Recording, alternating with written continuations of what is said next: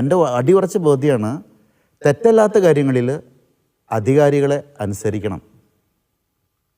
ഞാൻ 2 തലങ്ങൾ പറയും. ഒന്ന് ഏദൻ തോട്ടം, മറ്റൊന്ന് കാൽവരി. ഏദൻ തോട്ടത്തിൽ ആയിൽ നിന്ന് ആരംഭിക്കുന്ന അടിയിലേക്ക് പോകുന്ന 3 സ്റ്റെപ്പുണ്ട്.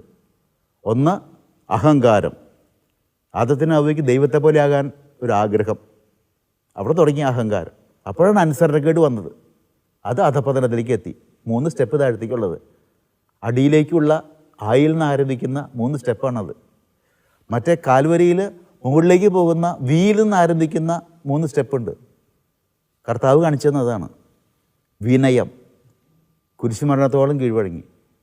വിധേയത്വം, കുരിശുമരണത്തോളം പിതാവായ ദൈവത്തെ അനുസരിച്ചു. വിജയം, ഉത്ഥാനം. നമുക്ക് കാൽവരിയിലെ സ്റ്റെപ്പ് കയറേണ്ടവരാണ്.